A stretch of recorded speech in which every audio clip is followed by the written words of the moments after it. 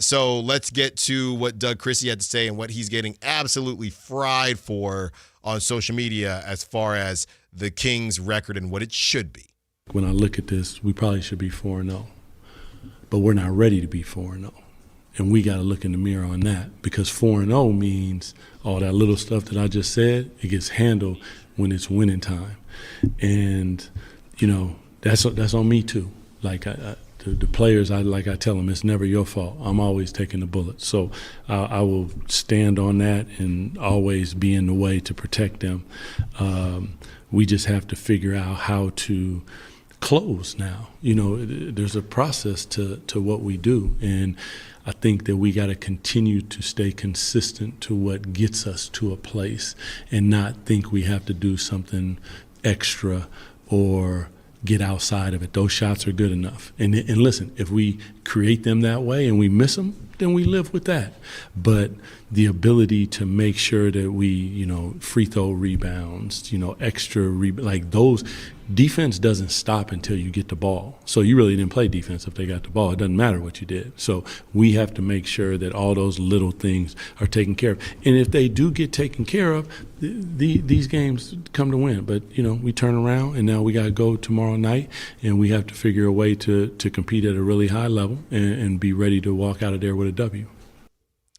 That was Doug Christie on the Kings. They should be, and I love these 5 o'clock starts, by the way. They make my life much easier. I know some people are still at work, and I get that for sure, but it's really just how early the games end. That's what I enjoy about it. You look up, it's 4 o'clock. The game's about to start.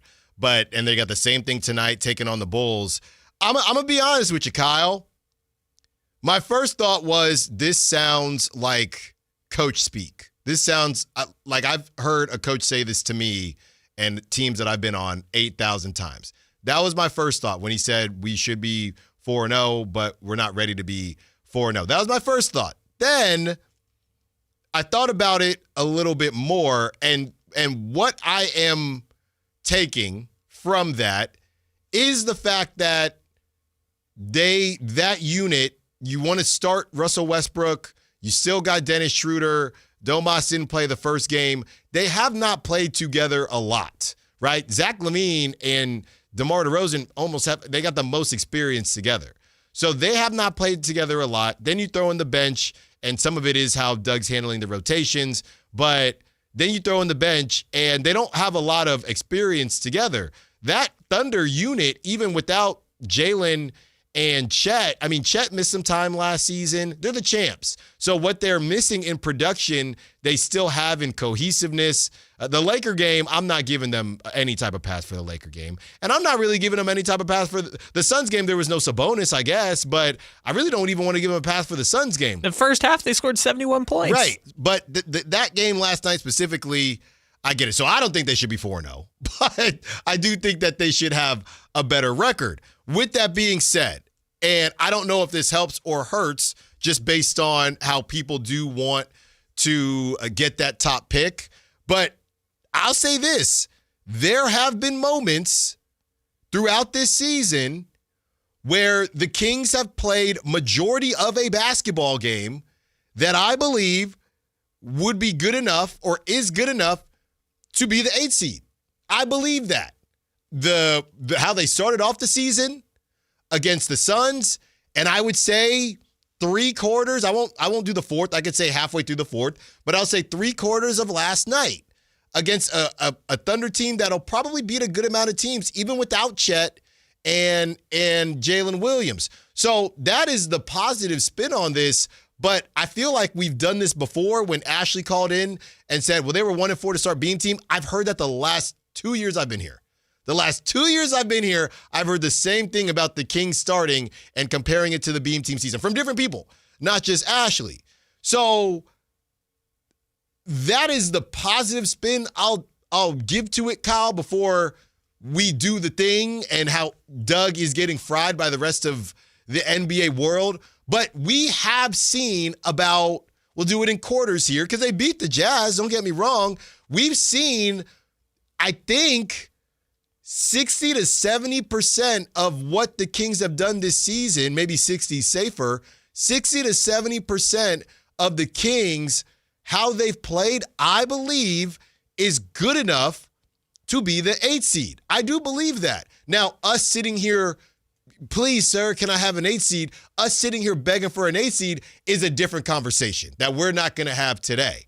But I do think we've seen about 60 to 70% of the time that the Kings have spent playing, which has been good enough to be an 8th seed.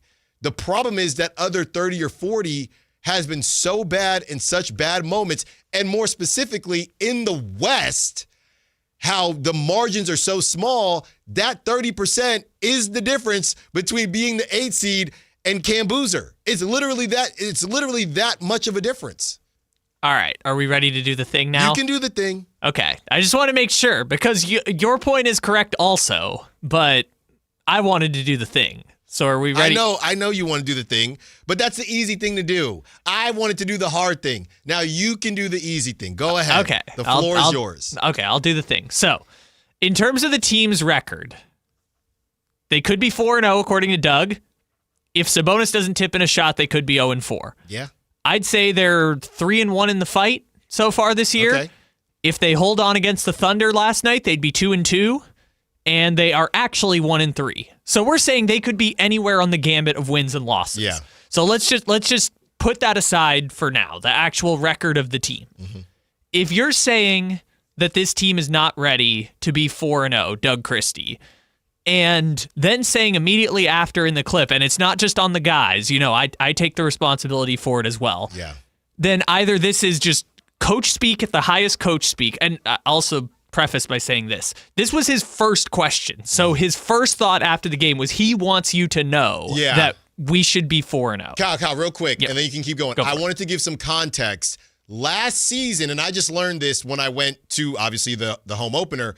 Last season, just to give y'all a little look behind, and you probably know from watching the post games if you can do that. And then they blast your ears, by the way, with that blue screen once they're done, but that's a sidebar. Yeah, Dave complains about that. It's the worst. Wake up the kids. Okay, anyway.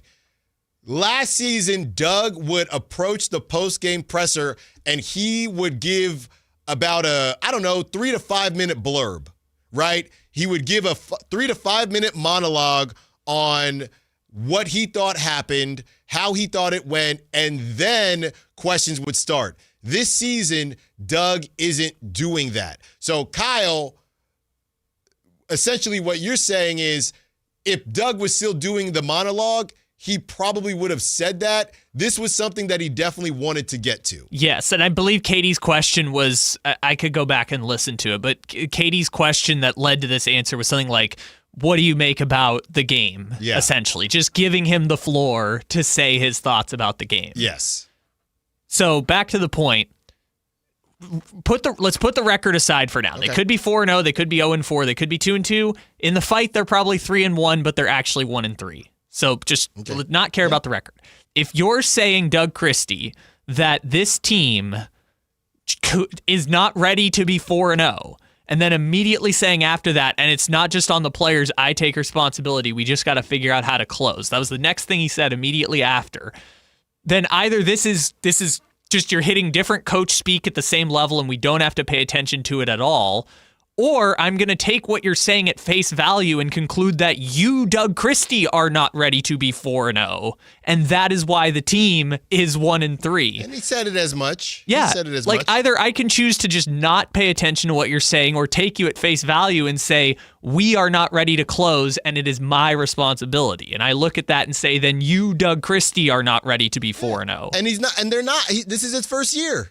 This is his first year. But you talked about the lack of continuity in the lineups, and I'm like, you're playing Russell. What was the point of training camp if you're going to sign Russell Westbrook halfway through and play him 30 minutes and he's going to take the most? Like, all that talk over the summer is like, hey, just give this group time to gel. And that's what I said that's what I said yesterday, and why I got killed by Westbrook FC, because that was the cut. You're hitting the I don't know what else to do, at least Russ plays really hard button 4 games into I know there's injuries, but not Doug, but the organization was not equipped for one injury to a big piece, Keegan Murray, and a rookie first rounder, but a late first rounder rookie. Yeah, because I'm infuriated. I mean, again, I've calmed down a bit. When I first heard it, I was like, I'm infuriated by this, because I'm like, whose fault is that?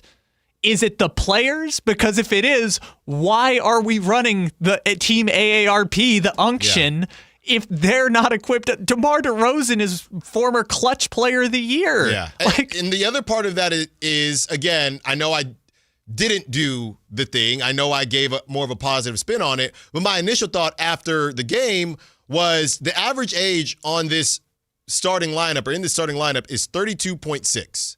32.6, right?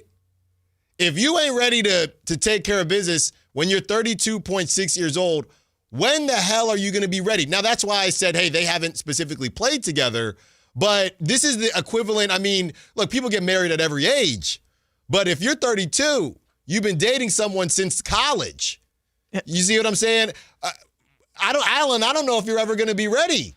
I don't know if you're ever going to be ready. When you're 32, you're almost 33 years old. You've been dating the same person for 10 years. And to this point, and I see the Sac Chat replying to it too, Martin Ramirez makes a good point. If you want to blame this on the players, I get it. He's saying, like, it's not DC's fault when you sign Saric and Eubanks as your backups. And, like, yes, I agree with that point. If we want to do that, that's the point. That's not what Doug is saying. But Doug he's not going to say that. But he's saying the injuries don't matter. We should be 4-0. He wants you to know that we should be 4-0 with this group. And if I'm to take that at face value, then the problem is Doug in that situation. Maybe it is right now. Maybe it is. And look, you got Mike Woodson, who's got how many years experience coaching? Bobby Jackson's a bit newer, but you have guys. Steve Kerr, famously, the Andre Iguodala starting thing. You can lean on your guys. That's why you have an experienced coaching staff. I don't know what's going on within that group. Maybe it's still early on. I don't know if Doug is the only one pressing the buttons. I don't know who it is as we kind of make our way, and we got to get to the other side, to this Keon debate, whether it's Keon or Malik Monk, who it is right now pushing all the buttons, because this closing lineup, again, is 1-2. I don't know what they are in the fight, but they're 1-2. Allen Stiles, Sactown Sports.